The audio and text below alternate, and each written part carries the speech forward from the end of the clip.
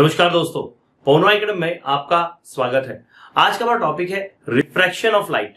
और refraction of light में हम पूरा बेसिक भी देखेंगे, जो चैप्टर में हमारी बुक में जो डिटेल देके रखी, सारी चीजों को हम एक के बाद एक अच्छे से समझेंगे।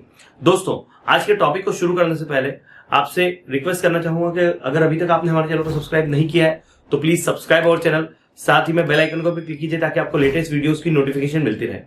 दोस्तों, पवनवा एकेडमी के साथ साथ मैं अनएकेडमी पर पढ़ा रहा हूँ फाउंडेशन एनटीएससी कैटेगरी में, जिसे अब हम कहते हैं JEE NEET foundation and NTSC.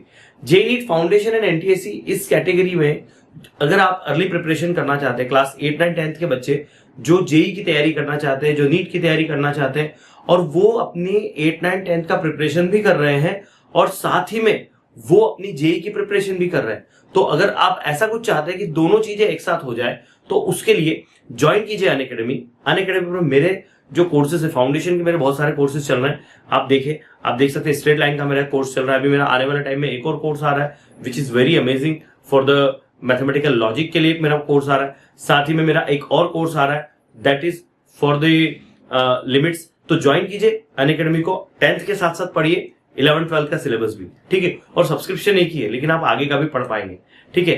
क्या है कैटेगरी का नाम? JEE NEET foundation and NTSC. और वहां अगर आप पवनवा के रेफरल कोड लगाते हैं तो वहां आपको 10% का डिस्काउंट भी मिल जाएगा। चलिए, बहुत बातें हो गई, मैं आपको आगे लेके चलता हूं। रिफ्रैक्शन ऑफ लाइट क्या होता है? मैंने सर, आप बोलोगे सर हमने तो रिफ्लेक्शन सुना था, रिफ्रैक्शन ये क्या चीज है? कोई चिंता वाली बात नहीं है, धीरे धीरे सारी चीजों को समझते हैं, ठीक है। सबसे पहले देखते हैं क्या है इस टॉपिक में, हमारी बुक में जो देके रखा है इसमें क्या क्या हम पढ़ने वाले हैं। तो भैया इसमें हम रिफ्रैक्शन ऑफ लाइट पढ़ेंगे सबसे पहले, ठीक है। उसके बाद में लॉ ऑफ रिफ्रैक्शंस भी पढ़ेंगे।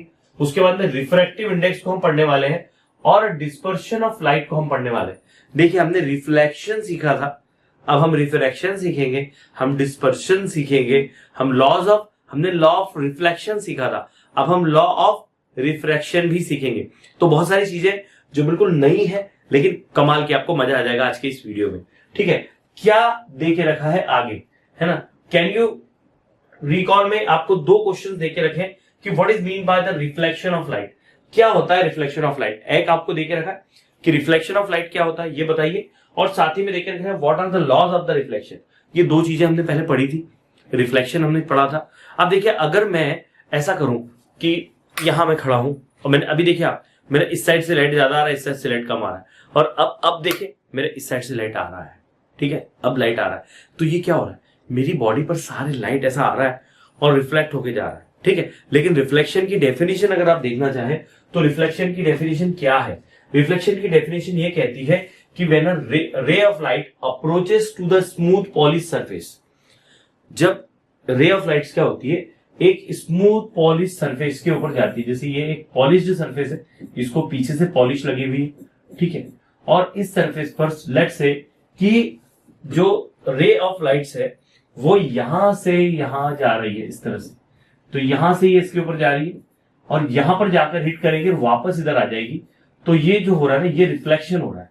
ये क्या हो रहा है? ये रिफ्लेक्शन हो रहा है कि लाइट रेज ऐसे जा रही है और वापस रिफ्लेक्ट होके आ जा रही है, ठीक है। आईने में आप देखते हैं कि आप इस तरह से लाइट जाता है, सामने के सामने भी आता है। जैसे आप आईने के सामने खड़े हो तो रिफ्लेक्शन सामने से हो रहा है, परपेंडिकुलर, सामने रिफ्लेक्शन।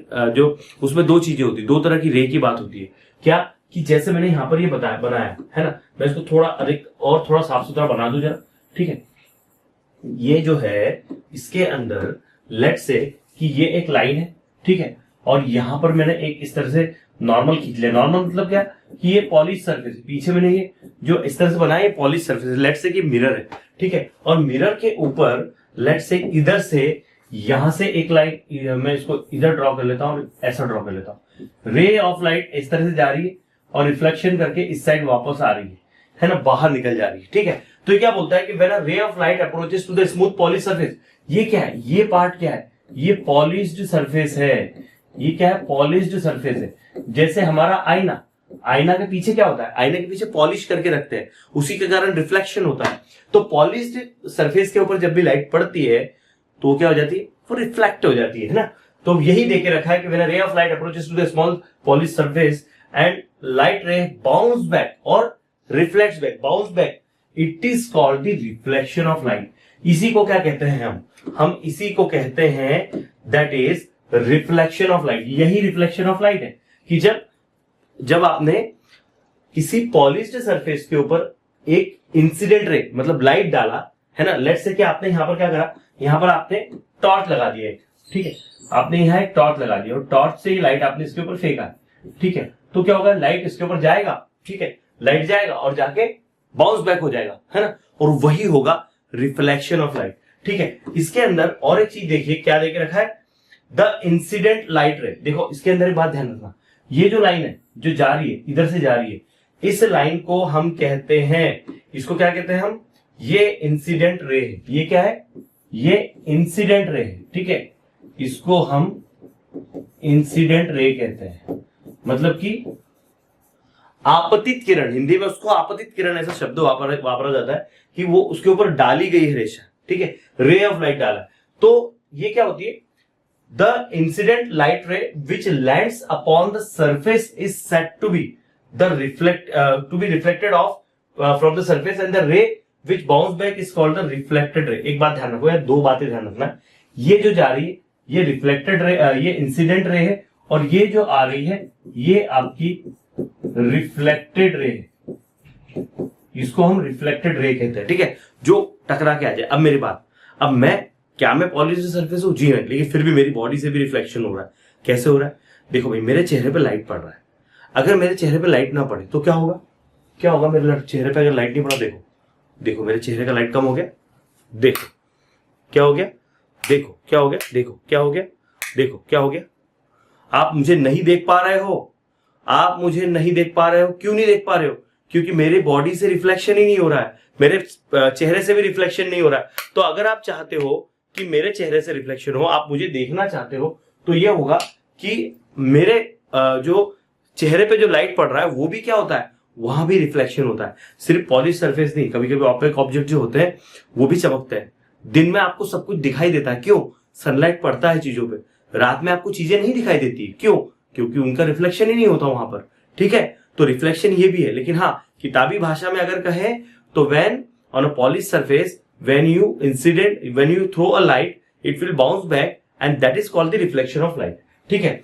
आगे देख रखा है, if perpendicular were to be drawn on the reflection surface. देखो ये रिफ्लेक्टेड सरफेस है, ये जो रिफ्लेक्टेड सरफेस है इसके ऊपर मैंने क्या किया है, इसके ऊपर मैंने परपेंडिकुलर ड्रॉ किया। ये क्या है, ये परपेंडिकुलर है, ये क्या है, ये 90 डिग्री का एंगल बना रहा है, और ये जो मैंने परपेंडिकुलर बनाया है ना, इसको कहते हैं नॉर्मल।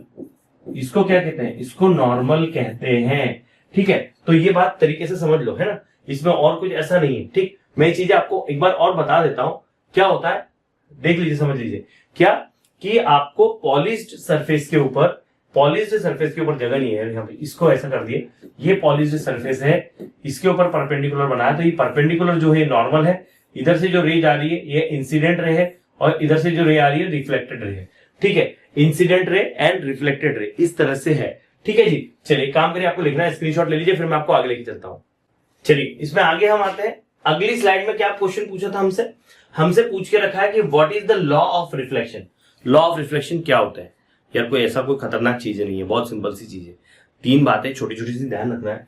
क्या बोलता है कि लॉ ऑफ रिफ्लेक्शन में पहला पॉइंट बता के रखा है, ये बोलता है that is the law, the angle of reflection is equal to the angle of incident. देखो बेटा क्या होगा, क्या होगा कि लेट से मैंने, ये एक सरफेस है, ये पॉलिश्ड सरफेस, ठीक है।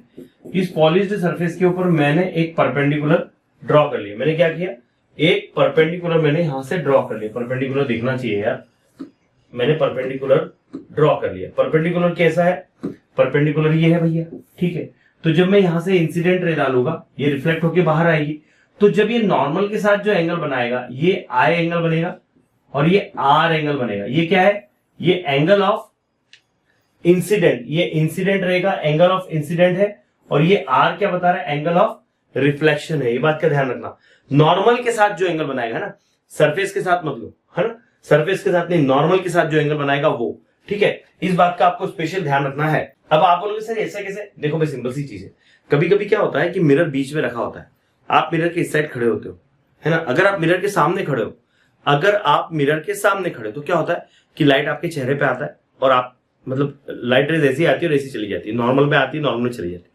अब क्या होता है कि कभी कभी आप आईने से तिरछे खड़े होते हो, तिरछे खड़े होते हो तो आपको ना आप नहीं दिखाई देते हो, लेकिन उधर रखी हुई चीज दिखाई देती है इस तरह से तिरछे में। ऐसा क्यों? तो वो जो नॉर्मल है, जो आपका मिरर है, वहां से जो नॉर्मल बन रहा है ना, सर जो आपके पॉलिश सरफेस के ऊपर जो स्ट्रेट लाइन बन रही है, वहां पर कहीं ना कहीं एंगल ऑफ इंसिडेंट और रिफ्लेक्शन एक जैसे होते हैं, तभी आपको उधर की चीज दिखती है। ठीक है ना, मतलब आप खड़े इधर है लेकिन चीज उधर की दिख रही है, आप खड़े इधर है तो चीज इधर की दिख रही है। तो ये क्या है? ये इसी के कारण होता है, angle of incident and angle of reflection. तो इसमें एक रूल, सबसे पहला रूल क्या बोलता है? पहला रूल बोलता है कि एंगल ऑफ रिफ्लेक्शन, ये क्या बोलता है? Angle of reflection is equal to angle of incident. Angle of reflection जो होता है वो एंगल ऑफ इंसिडेंट के इक्वल होता है। अगली बात क्या बोलता है? कौन कौन है? देखो ये है नॉर्मल, ये नॉर्मल है, ठीक है। ये क्या है? ये इंसिडेंट रे है, और ये क्या है? ये रिफ्लेक्टेड रे है, रिफ्लेक्टेड रे। मुझे एक बात बताओ, ये सबके सब कहां है? They are in the same plane. Normal, incident ray, reflected ray, they are in the same plane, एक ही प्लेन के ऊपर। तो वही चीज लिखी है यहाँ कि the incident ray, reflected ray and normal all lie in same plane, एक ही प्लेन के अंदर है, ठीक है। और अगला क्या है? The incident ray and the reflected ray are always opposite to the normal. ये नॉर्मल के अपोजिट होते हैं ना। मतलब अगर मैं इसकी बात करूं, ये हमारा पॉलिश्ड सरफेस है, तो पॉलिश्ड सरफेस पे से एक नॉर्मल के इस साइड है तो दूसरा नॉर्मल के इस साइड होगा, है ना। ये थीटा आई बोल दो और इसको थीटा आर बोल दो, कुछ बुक्स में ऐसा भी लिखा है ना। ये इसका इंसिडेंट रे, रिफ्लेक्टेड रे और नॉर्मल है, ये वाला नॉर्मल है जो परपेंडिकुलर है इस सरफेस के ऊपर, ठीक है। बहुत सिंपल सा है, ये आपको क्लियर हो गया होगा। आगे लेके चलते हैं। अब देखिए यहां पर आपको दिख रहा है कि यार क्या चीज घूम रही है ऐसी, ठीक है। तो यहां क्या देके रखा है, ठीक है, यहां हमको क्या देके रखा है। चलिए आगे इसमें आते हैं। क्या देके रखा है, सबसे चीजों को धीरे धीरे समझते हैं। क्या क्या हमें यहां देके रखा उसको देख लेते हैं। सबसे पहले देखे रखा है कि we have seen generally the light travels in straight line. हमने पहले बचपन में पढ़ा है। क्या हमने एक एक्सपेरिमेंट किया था ऐसा, मोमबत्ती वाला, याद है आपको? हमने एक मोमबत्ती वाला ऐसा एक्सपेरिमेंट किया था कि इसमें कार्ड में एक छेद कर दिया था और यहां से हम देखते थे कि light travels in straight line. इस तरह से हमने कुछ 3 कार्ड लगा के रखे थे, याद होगा आपको। आपने अपनी स्कूल में यह किया था 7th में, है ना, कि लाइट क्या करता है, लाइट स्ट्रेट लाइन में ट्रेवल करता है। तो ये चीजें तो हमने बहुत अच्छे से करी है। कब करी है? ये 6th-7th में हमने किया था कि light travels in straight line. इसके हमने कुछ प्रैक्टिकल भी किए थे, ठीक है ना। शायद आपके टीचर ने नहीं करवा, तो मैं करवा दूंगा, आपको चिंता मत करो, बता दो। Because of this an opaque object lie in the path, a shadow of the object is form. Shadow कब बनती है? देखो ये बच्चा भाग रहा है, लेकिन ये ब्लैक पार्ट बन रहा है इधर, ये शेडो बन रहा है। ये क्या बन रहा है? शेडो बन रहा है, ठीक है ना। मतलब अब हम जहां खड़े होते हैं, देखो एक बात ध्यान रखो, रिफ्लेक्शन। जैसे मैं खड़ा हूं, ओपेक ऑब्जेक्ट है मेरा, ये पूरे साइड में क्या हो रहा है? रिफ्लेक्शन हो रहा है। फिर मेरी शेडो क्यों नहीं बन रही? मेरी शेडो कहां है? तो ऐसा होगा कि मुझे कोई ना कोई साइड बंद करना पड़ेगा, कोई ना कोई साइड बंद करना पड़ेगा। अभी मेरी शेडो क्यों नहीं दिख रही? क्योंकि पीछे से लाइट देने वाला एक चीज है मेरे साथ। अगर हाँ मेरे पीछे कोई लाइट देने वाला नहीं है तो क्या होगा? मेरी शेडो बनेगी। जैसे बच्चा भाग रहा है, ये बच्चा भाग रहा है, तो इसका ये जो डार्क पार्ट बन रहा है, डार्क पोर्शन, ये ओपेक ऑब्जेक्ट है। लेकिन ये नीचे जो पार्ट बन रहा है, यहां पर ये नीचे जो पार्ट बन रहा है, ये वाला जो पार्ट बन रहा है, जो ये यहां पर शेडो बना रहा है, ये क्या है? ये डार्क पार्ट क्या है? ये इसकी शेडो है, ठीक है ना। और ये कब बनती है? जब कोई ओपेक ऑब्जेक्ट लाइट के बीच में आ जाता है तो वहां पर शेडो बनती है, ठीक है। And we have also seen the previous classes how this shadow changes due to the change in the relative position. देखो इस बच्चे की पोजीशन में चेंज हो रहा है, तो देखो शेडो भी छोटा से बड़ा हो रहा है।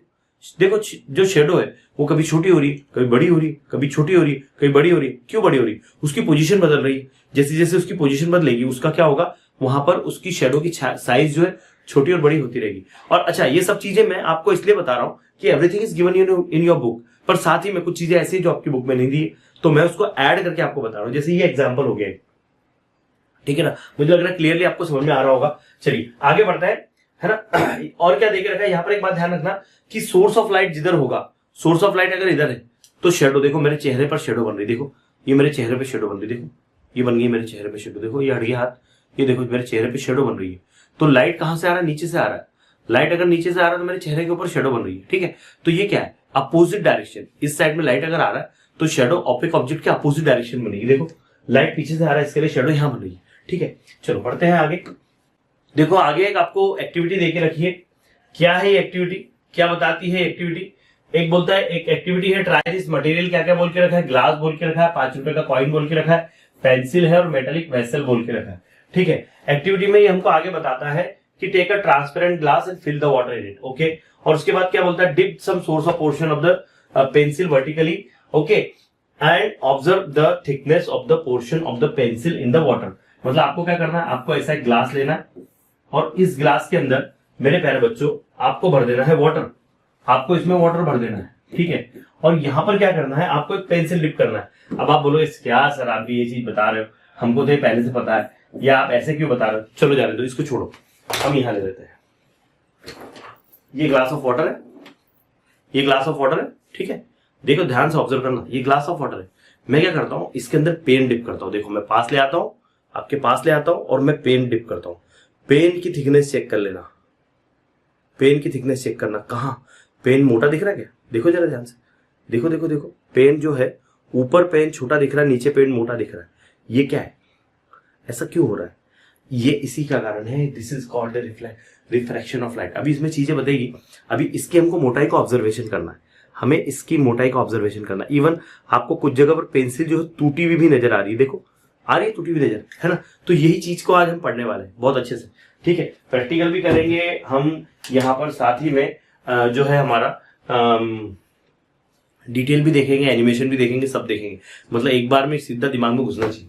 ठीक है ना, चलो बढ़ते हैं आगे। आज क्या देख रखा है, now keep the pencil inclined in the water surface and observe the thickness. Okay, in both the cases the portion of the pencil inside the water appears to be thicker, appears to be thicker. ये क्या होता है, दोनों case में यहां पर आप किसी भी केस में रखो, सीधी रखो, आड़ी रखो, तिरछी रखो, है ना, आप उसको कैसी भी रखो, व्हाट हैपेंस, जो पेंसिल है वो मोटी दिखाई देती है। तो मैंने पेंसिल नहीं लिया, मैंने यहाँ पेन लिया है और मैं आपको बता दे रहा हूं कि कैसे ये पेन जो है इसके अंदर मुझे नीचे से पकड़ना पड़ेगा, इसको ये मुझे नीचे से पकड़ना पड़ेगा और तब जाके देखिएगा कि थिकनेस जो है उसमें कितना फर्क है। देखो थिकनेस क्लियर नजर आ रहा है कि नीचे थिकना भी है, ये जो है ये मोटा दिखाई दे रहा है ना। ये थिकनेस का ऑब्जर्वेशन करने के लिए एक एक्टिविटी हमको देके रखी थी और ये बता रही है कि यहाँ पर क्या हो जाता है कि जो पेंसिल है ना वो थिकर दिखाई देने लगती है ना। चलो आगे बढ़ते हैं और बताता है अगले केस में कि वो पेंसिल ब्रोकन दिखाई देती है। ब्रोकन दिख रही है, देखो टूटी हुई नजर आती है। अगर मैं तिरछी रखू तो, सीधी रखो तो मोटा दिख रहा है, लेकिन तिरछी रखो तो टूटी हुई नजर आती है। देखो जरा ध्यान से, देखो दिख रही है, हाँ जी दिख रही है, देखो देखो टूटी हुई नजर आ रही है और मोटी भी हो रही है ना। तो यही चीज है जो आपको यहाँ पर सीखना है, मजा आ जाने वाला आपको, you will really enjoy it. Okay चलो आगे बढ़ते हैं हम, चलो आगे बढ़ते हैं और आगे हम जो है सीधा एक इसका वीडियो देखते हैं कि इसमें क्या एग्जैक्टली दे के रखा है। देखिए दोस्तों, यहाँ पेंसिल लेके रखिए, इस पेंसिल को इसके अंदर डिप किया है तो देखो यहाँ पर टूटा हुआ पोर्शन नजर आ रहा है। देखो ये पार्ट कैसा दिख रहा है, टूटा हुआ पोर्शन, लेकिन नीचे वाला पोर्शन मोटा भी दिखाई दे रहा है। ठीक है, यही चीज, why does the pencil appears bent, तिरछी क्यों नजर आती है। ठीक है, और यहां पर ये भी देख के रखा है कि ये देखो नीचे का साइड जो है ना ये मोटा दिखाई दे रहा है, नीचे का साइड कैसा है, मोटा दिखाई दे रहा है। और ये क्यों दिखाई देता है, it is called refraction of light. ये रिफ्रैक्शन ऑफ लाइट के कारण ही होता है। ठीक है ना, जैसे आप अगर स्विमिंग पूल में देखते हो तो जो कोई भी चीज है ना वो आपको ऊपर की ओर उठी हुई दिखाई देती है, इस बात का ध्यान रखो। When a thick glass slab, ये थिक ग्लास स्लैब वाला एक्सपेरिमेंट हम करेंगे अभी, उसको मैं और डिटेल में आपको सिखाने वाला हूं, तो आपको चिंता करने की जरूरत नहीं। देखो नींबू बाहर छोटा है, लेकिन अगर पानी के ग्लास में रखोगे तो आपको बड़ा दिखाई देगा। ठीक है, it is the refraction of light. ठीक है, आगे बढ़ते हैं। ये जो पार्ट है ना, what is the refraction of light. Refraction of light क्या होता है, तो रिफ्रैक्शन ऑफ लाइट होता है when light travels from one transparent medium to another it changes the direction and bends। देखो क्या होता है, सही मायने में अगर मैं सीधा लाइन रखूं ऐसी, तो ये लाइन तो मेरे हिसाब से सीधी जाना चाहिए, लेकिन ये यहां पर सीधी नहीं गई, ये तिरछी हो गई है ना। क्या होता है कि एक ट्रांसपेरेंट मीडियम से जब लाइट दूसरे इसमें जाती है, दूसरे मीडियम में, अब आप बोलोगे मीडियम क्या, मीडियम भैया ऐसा कि अभी आपके और मेरे बीच में हवा है। ठीक है, फिर ये क्या हो रहा है, ये हवा से पानी में जा रहा है, तो ये एक मीडियम वाटर, दूसरा मीडियम स्पेस में वैक्यूम जो है वो तीसरा एक मीडियम, तो ऐसे अलग अलग मीडियम है ना। तो when light travels from one transparent medium to another it changes the direction and bends, and this bending of the light due to the change of the direction is called the refraction of the light. इसी को हम refraction of light कहते हैं। ठीक है, चलिए आगे बढ़ते हैं। ये देखिए, जाना था इसको सीधा, लेकिन ये जा रहा है तिरछा, और ये तिरछा क्यों जा रहा है, इस जगह पर रिफ्लेक्शन हो रहा है। ठीक है, what is reflection of light, फिर से यहां बता के रखा है कि ये जो जहां पर लाइन बेंड हो रही है, इसको जाना तो सीधा था पर ये तिरछी जा रही है, सीधी नहीं जा रही है, और यही मोड जो होता है उसमें जो चेंजेस हो गया उसी को हम कहते हैं रिफ्रैक्शन ऑफ लाइट। इसी पॉइंट पर रिफ्रैक्शन हो रहा है। बहुत तरीके से इसको समझना है, बहुत ऐसा डरना नहीं है ना, बहुत सिंपल है बेटा। ये तरीके से समझोगे तो सब चीजें बिल्कुल दिमाग में, डायरेक्ट दिमाग में घुस जाएगी। ठीक है, अब देखिए इसमें एक और इस तरह की एक्टिविटी देके रखी है। हमारी बुक में बहुत सारी चीजें हैं जो हमको समझ लेना है। ठीक है, तो कुछ एक्टिविटीज जो है उनको, कुछ को मैं यहाँ पर थ्योरी के माध्यम से समझा दे रहा हूँ और कुछ जो है उसको मैं बिल्कुल एनिमेशन और सारी चीजों से आपको बता दे रहा हूँ। ठीक है, तो क्या बोलता है कि 5 rupee coin in a metallic vessel, एक मेटेलिक वेसल के अंदर 5 रुपए का कॉइन रख देना है। Slowly go away from the vessel, मतलब ऐसा रख दो और पीछे पीछे चले जाओ, पीछे पीछे चले जाओ। तो क्या होगा कि थोड़े समय बाद क्या होगा कि वो जो ऑब्जेक्ट है वो आपको दिखाई नहीं देगा।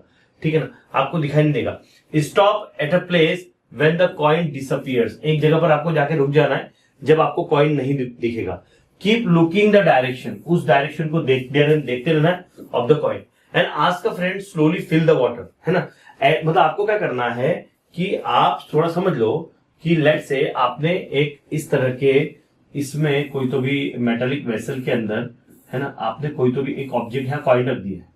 ठीक है, आप यहां पर खड़े हो, ठीक है, आप यहां पर खड़े हो और आप उसको देख रहे हो। ठीक है, आप देख रहे हो, धीरे धीरे पीछे जा रहे हो। तो क्या हुआ कि आपको यहां पर आ गए, लेट से यहां आ गए और आपको दिख नहीं रहा है। और अगर इस ऑब्जेक्ट के अंदर, इसके अंदर, इस बाउल के अंदर, है ना, इसके अंदर पानी भर दिया, तो ये जो ऑब्जेक्ट है ना, ये ऑब्जेक्ट आपको ऊपर उठ के दिखेगा, ये ऊपर उठ के दिखेगा और बाद में आपको नजर आने लगेगा उसी जगह से जहां से दिख नहीं रहा था। ठीक है, इसको भी हम समझेंगे एनिमेशन के माध्यम से, है ना। तो if in both the above activities, कौन सी एक्टिविटी, पहली हमने पेंसिल की देखी जिसमें पेंसिल बेंड भी दिखाई दे रही थी, नीचे से जाड़ी भी दिखाई दे रही थी, मोटी दिखाई दे रही थी। ठीक है ना, तो वो एक्टिविटी और एक ये activity, in both the above activities the observe effects are created due to the change in the direction of the light while coming out from the water, है ना। दोनों के अंदर जो हम देख रहे थे वो change in the direction of the light था, है ना। तो वो क्यों था ऐसा?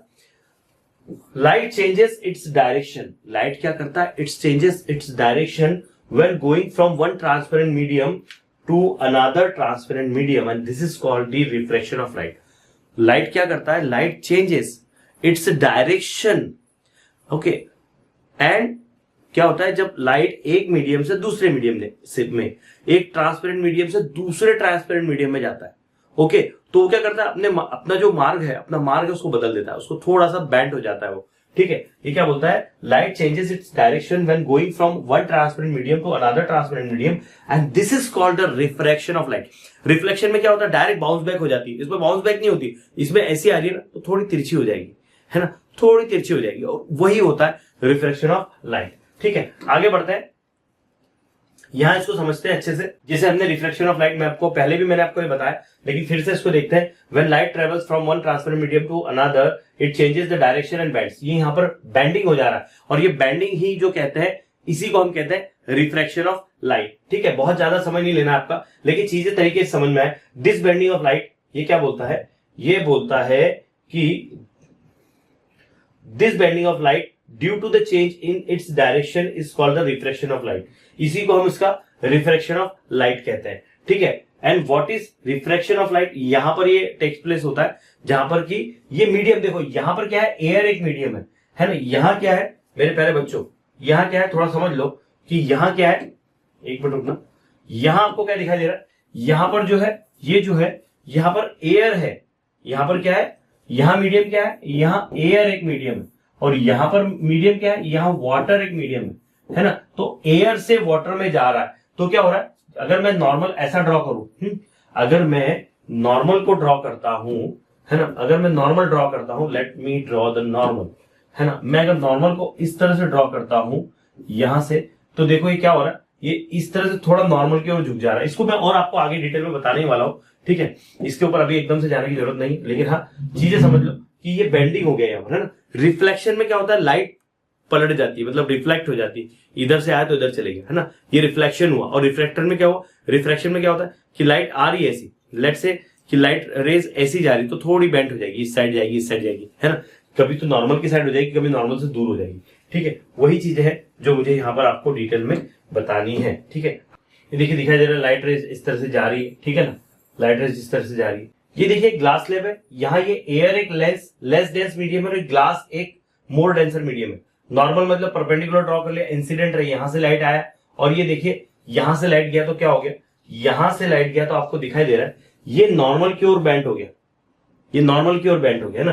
मैं थोड़ा इसको पीछे लेके आपको बताता हूं, यहाँ क्या हुआ, यहाँ क्या हुआ, ये गया लाइट तो सही मायने में ये जो लाइट था ये कहां जाना चाहिए था, ये लाइट कहां जाना चाहिए था, ये लाइट जाना चाहिए था इधर, है ना, सही मायने में इधर जाना चाहिए था, लेकिन इधर गया क्या, नहीं, ये यहां नहीं गया, है ना, ये इस साइड नहीं गया, फिर किस साइड गया, ये तो इस साइड जा रहा है ना, ये किधर जा रहा है, ये इस साइड चले गया, जबकि इसको जाना तो इस साइड था। तो ये चेंज क्या है, ये चेंज यही है, इसी को हम कहते हैं रिफ्रैक्शन ऑफ लाइट। और देखो यहां से क्या हो रहा है, ये रेज यहां जा रही है तो ये क्या है, इंसिडेंट रे, ये इंसिडेंट रे है, ये परपेंडिकुलर नॉर्मल है, और ये रिफ्रैक्टेड रे है, ये क्या है, रिफ्रैक्टेड रे है, ये रिफ्रैक्टेड है। और आगे जाके वापस देखो यहां नॉर्मल के पास आई थी, लेस डेंसर से मोर डेंसर में जब आती है तो नॉर्मल के करीब आ जाती है, और जब लेस डेंसर से मोर डेंसर से लेस डेंसर की हो जाती है तो नॉर्मल से दूर हो जाती है। मतलब अगर मैं यहाँ पर जो नॉर्मल को ड्रॉ कर लूं, अगर मैं यहाँ नॉर्मल ड्रॉ कर लूं, देखो ये नॉर्मल के करीब आ गई थी, इस साइड चली गई, लेकिन ये नॉर्मल से दूर चली गई। तो जब आप लेस डेंस मीडियम से मोर डेंस मीडियम के अंदर जाओगे, जब लाइट अंदर जाएगी तो नॉर्मल की ओर झुक जाएगी, और जब मोर डेंसर से लेस डेंसर की ओर जाओगे तो जो रे है वो क्या होगी, नॉर्मल से दूर हट जाएगी, ठीक है। ये क्या, देखो कांच क्या होता है, कांच डेंसर मीडियम है, कांच डेंसर है, मोर denser then the air, air से भी ज्यादा डेंसर होता है ग्लास, ठीक है। तो इसको आपको ध्यान रखना है, ये डायग्राम जो बना के रखा है, बता के रखा है आपको एनिमेशन में, ये आपको क्यों बता के रखा है कि ऐसा आपको प्रैक्टिकल दिया है स्कूल में, आपने वो प्रैक्टिकल नहीं किया है तो आप ग्लास स्लैब की मदद से वो प्रैक्टिकल कर सकते हो। अब आप बोलोगे सर एक ग्लास स्लैब, कुछ लोग बोलेंगे ग्लास स्लैब क्या होती है, मैंने तो देखा ही नहीं। तो भैया कुछ नहीं होता है, इस तरह का एक क्यूबॉइड होता है हमारा ग्लास का, इसको कहते हैं ग्लास स्लैब। ये क्या है, ये ग्लास स्लैब है ना। अभी आपको ये मैं इस तरह से नहीं, इसको प्रैक्टिकल करके बताना पड़ेगा कैसे करते हैं। इसको ऐसा प्लेन पेपर पे रखेंगे हम और उसको उस तरह से करेंगे, बिल्कुल ऐसे ही रखा होता है, और इसमें ये लाइट जो है इस तरह से ट्रेवल होके जाती है, ठीक है। चलो फटाफट स्क्रीनशॉट ले लो, फिर मैं आगे लेके चलता हूं आपको। अब देखिए दोस्तों, ये दो एग्जाम्पल के बाद में यहां देख सकते हैं कि एयर वाटर और एयर ग्लास और एयर कम डेंसर है, ज्यादा डेंसर है, और फिर से ये जो है अपना ये कम डेंसर आ गया। यहां पर और यहां पर, ये जहां लाइट जाती है इसी पॉइंट पर रिफ्रैक्शन होता है। ये इंसिडेंट रे है, यहां जो एंगल बनाएगी वो इंसिडेंट एंगल होगा आई, और यहां पर जो एंगल बनाएगी देखो नॉर्मल के पास झुक गई, जब बाहर से आई अंदर की ओर तो नॉर्मल की ओर झुक गई, यहां जो एंगल बनेगा वो रिफ्रैक्टेड एंगल बनेगा। कौन सा एंगल बनेगा, रिफ्रैक्टेड एंगल, आर रिफ्रैक्टेड रे हो गई, इंसिडेंट रे, रिफ्रैक्टेड रे, इंसिडेंट एंगल, रिफ्रैक्टेड एंगल, ये दो ही जगह पर होता है। यहाँ क्या हुआ, नॉर्मल से अंदर घुस गई, नॉर्मल की ओर घुस गई, और जब यहां से बाहर जाएगी तो नॉर्मल से दूर हट जाएगी। फिर यहां पर ये जो है रिफ्रैक्टेड एंगल, हमने इसको ये और ये एंगल एक ही होगा, ये दोनों एंगल एक ही होंगे, ये दोनों का मेजरमेंट सेम होगा, ये दोनों का मेजरमेंट सेम होगा, लेकिन यहां पर ये R2 होगा, ठीक है। ये यहां पर दूर हट गई, यहां पर ये दूर हट गई, किससे, नॉर्मल से दूर हट गई, तो ये एमर्जेंट रे होगी, ठीक है, ये एमर्जेंट रे होगी, ठीक है, दूर हट जा रही है, इस बात का ध्यान रखना, ठीक। देखा जाए तो अगर सीधे ऐसे निकलना चाहिए था, लेकिन वो यहां आ रही है, ठीक है, दूर है, ठीक, इस तरह से ये पूरा है, ठीक है। चलिए आगे बढ़ते हैं। आइए दोस्तों, जो रिफ्रैक्शन ऑफ लाइट में जो हमारा ग्लास स्लैब का एक्सपेरिमेंट दिया है, जिसके बारे में मैंने आपको ऑलरेडी सब कुछ बता दिया है, but still whatever there in the book that you should know कि एग्जैक्टली उसको उनको कैसे करना होता है। एक्चुअली वो प्रैक्टिकल है, लेकिन मैं आपको यहां बताता हूं कि आपको प्रैक्टिकल कैसे करना है। हालांकि वो प्रैक्टिकल मैं खुद आपको ड्रॉ करके भी बता सकता हूं, बट आई होप कि आपको जिस तरह से मैं बताऊंगा डेफिनेटली आपको समझ में आ जाएगा। क्या करना है, सबसे पहले आपको क्या करना है, यहां पर एक ग्लास स्लैब वाला एक हम ये ड्रॉ कर लेते हैं कि लेट्स से कि ये ग्लास स्लैब है, ठीक है। ये क्या है, एक ये ग्लास स्लैब है, ठीक है। इसमें हमको कोई कलर वलर फिल नहीं करना है, ठीक है ना, कोई कलर फिल नहीं करना है। सबसे पहले एक ग्लास स्लैब है, आप चाहे तो उसको थोड़ा और बड़ा कर ले, मतलब चीजें आपको और अच्छे समझ में आए। वहां से आप देख रहे हैं, कभी कभी कैमरा इतना साथ नहीं देता। ये आपको पेज नंबर 74 पे दिया, लेकिन मैं इसको पूरा डिटेल में ऐसा समझाऊंगा कि आपको पूरा याद हो जाएगा, पूरा लर्न हो जाएगा ये कि एग्जैक्टली इसमें क्या करना है। तो सबसे पहले जो आपने बनाया है उसका नामकरण कर दो कि उसका नाम क्या है भैया, वो है that is P and Q. देखो ये है पी, ये है क्यू, ये है आर और ये है एस। एक बात ध्यान रखना, इस साइड ये बाहर का जो वातावरण है, यहां पर क्या है, ये एयर वाला एटमॉस्फेयर है। यहां पर ये क्या है, ये ग्लास वाला एटमॉस्फेयर है। ये क्या है, ये ग्लास है, यहां पर ग्लास है बेटा, ठीक है ना। और वापस ये बाहर क्या है, ये वापस फिर से बाहर एयर है। तो यहां मैं लिख देता हूं एयर, यहां लिख देता हूं ग्लास और यहां लिख देता हूं एयर। अब देखो ध्यान से देखना, यहां पर ये जो एयर है और ग्लास है, अगर मैं एयर और ग्लास के मीडियम का कंपैरिजन करता हूं तो ये ग्लास जो होता है, glass is more denser then the air. Okay, ये क्या होता है, ग्लास क्या होता है, यहां लिखो, ग्लास क्या होता है, ग्लास होता है that is more dense then air, है ना। देखो ग्लास क्या होता है, मोर डेंस देन एयर। अब आप बोलोगे सर डेंस क्या, डेंस मतलब क्लाउडी, एक लैटिन वर्ड होता है, उसका अर्थ होता है क्लाउडी और थिक, है ना।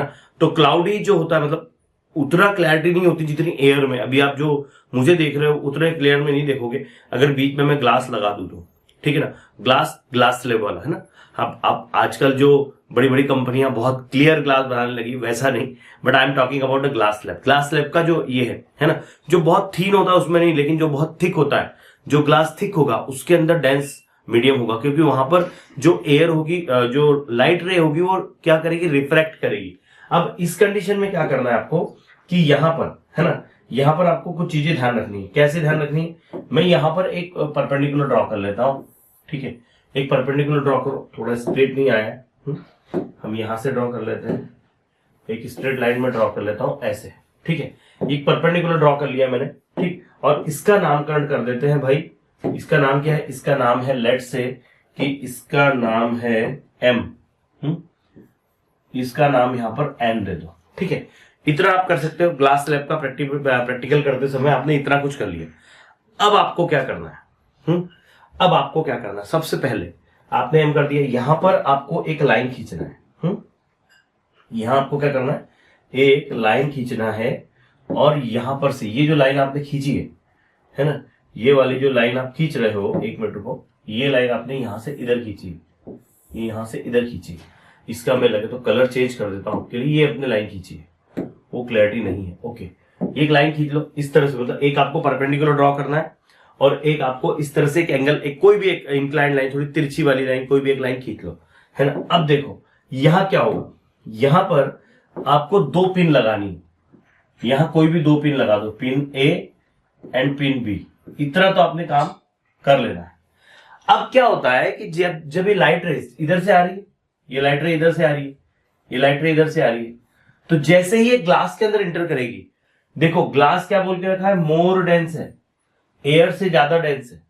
तो जब ऐसा होगा, ठीक है, आपने इतना कर लिया ना, लाइट रेज यहां से आ रही, लेकिन आ रही तो देखोगे कहां से, आपको क्या करना पड़ेगा, आपको ग्लास स्लैब में इधर से जाके देखना पड़ेगा, ऐसा, ठीक है। आपको नीचे, मतलब जो ग्लास स्लैब जो टेबल के ऊपर आप रखोगे, आपने अगर इधर लाइन खींची तो आपको इस साइड, अपोजिट साइड आके आपको ये दो पिन देखना पड़ेगी, जहां पर वो एक लाइन में दिखे, और जहां वो एक लाइन में दिखेंगे वहां पर आपको क्या करना पड़ेगा, वहां आपको दो पिन लगाना पड़ेगी एक लाइन में। इसका नाम आपको सी देना पड़ेगा, इसका नाम आपको डी देना पड़ेगा। ध्यान रखो, इतना आपको करना है। क्या करना है, ये बना लिया, पहले पीक्यूआरएस बना लिया। पीक्यूआरएस एक काम करो, ग्लास स्लैब रखना है, ग्लास स्लैब रख के आउटलाइन खींच लेना है, पीक्यूआरएस बना लेना है। आउटलाइन क्यों खींच रहा है, अगर आउटलाइन नहीं खींचे और ग्लास स्लैब हल गया तो फिर बात बिगड़ जाएगी, ठीक है। तो पहले ग्लास स्लैब रखो, आउटलाइन खींचो, नाम पीक्यूआरएस दो, एक यहां पर नॉर्मल, एक परपेंडिकुलर खींचो मतलब वो नॉर्मल होता है, ठीक है। एक यहां ऐसी तिरछी लाइन लो, इस पे ए बी लगाओ, इस साइड अपोजिट साइड आओ, और ये दोनों पिन जब एक लाइन में दिखे वहां पर दो पिन एक लाइन में आगे लगाओ,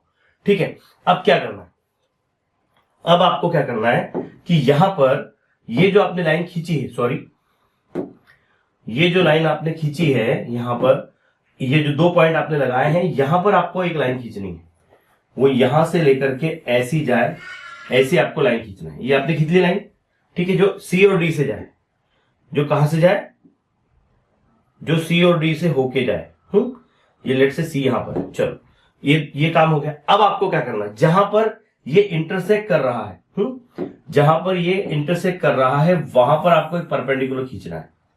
ध्यान रखो, जहां आपको ये इंटरसेक्ट कर रहा है, जहां इंटरसेक्ट कर रहा है उसका नामकरण कर दो, उसको नाम दे दो, इसको आपने एम दिया है, इसको नाम एन दे दो। ठीक है, अब देखो ये कंडीशन आ गई। अब आपको क्या करना है, ये करने के बाद में आपको ये पॉइंट और ये पॉइंट को ज्वाइन करना है। इतना कर लिया, आप फिर आप ग्लास स्लैब उठा लो। आप ग्लास स्लैब उठा लोगे, देखो क्या करोगे आप, 2 पिन लगा लोगे, 2 पिन लगाने के बाद में एक स्ट्रेट लाइन खींच लोगे, जहां पर इंटरसेक्ट करेंगे वहां लाइन, एक यहाँ पर परपेंडिकुलर लाइन खींच लोगे, उसको नाम एन देते हैं। आप जब परपेंडिकुलर खींचोगे तो ग्लास स्लैब उठा लोगे। अब क्या करना है आपको, यहां से, ठीक है, यहां से आपको क्या करना है कि एक लाइन आपको यहां से यहां खींचनी है, ये 2 पॉइंट को मिलाने वाली एक लाइन खींचनी, और इसका कलर बदल दो, ऐसे कर देना है। ठीक है, ये लाइन आपने खींच ली। अब देखो यहां पर, यहां देखना ध्यान से क्या क्या होता है, यहां ध्यान से देखना क्या होता है। पहली बात, यहां एक एंगल बनेगा, उस एंगल का नाम होगा आई। यहां एक एंगल बनेगा, उस एंगल का नाम होगा आर। ध्यान देना, यहां एक एंगल बनेगा, इसका नाम होगा R1, और यहां एक एंगल बनेगा, इसका नाम होगा R2। या एक काम करो, इसको R2 मत लो, इसको I1 ले लो। इसे बुक ने क्या लिया, जो नाम लिया बुक का वो ले लो, कोई फर्क नहीं पड़ता, है ना। इसको R1 मत लो, इसको सिर्फ R लो, यहां सिर्फ R लो, यहां पर I1 ले लो, और इसको आप क्या लोगे, बाहर वाले को E ले लो, है ना। जो बुक में नाम दिए, नाम तो कोई भी आप कोई भी लेटर ले सकते हैं, ऐसा कुछ नहीं है ना। मैं बुक के लेटर क्यों ले रहा हूं कि आपको फिर क्लियरली समझ में आएगा कि यार ये क्या चक्कर है। देखो बेटा, यहां पर ये रे जो आ रही है, ये बाहर से लाइन आ रही है, ओके। ये जो बाहर से लाइन आ रही है, ये क्या है, ये इंसिडेंट रे है। ये क्या है, ये इंसिडेंट रे है, ये इंसिडेंट रे है। और ये जो एंगल बना है, ये इंसिडेंट एंगल बना है। ये कौन सा एंगल है, ये इंसिडेंट एंगल है। यहां पर एक बात ध्यान रखना, ये बाहर वाला जो एंगल है, ध्यान देना, यहां पर ये जो बाहर वाला ये एंगल है दैट इज आई, और ये वाला जो एंगल है ई, ये आई और ये ई इक्वल होता है। पहली बात, ठीक है, आपको चेक कर लेना है। दूसरी बात, ये जो अंदर का आर है, रिफ्लेक्टेड एंगल ये, और यहां पर ये I1 का काम करेगा ना, ये I1 है, आई नहीं, ये I1 है, और ये R और I1 ये दोनों भी इक्वल होंगे। क्यों, क्योंकि देखो ये दोनों लाइन स्ट्रेट है। अगर हम अपने मैथ्स में चले जाए तो यहां Z बन रहा है अल्टरनेट एंगल से, लेकिन वो ग्लास में भी वो रूल को फॉलो होता है, ठीक है, तो ये दोनों इक्वल होंगे। अब देखो समझ लो, थोड़ा सा दूसरा रूल समझो।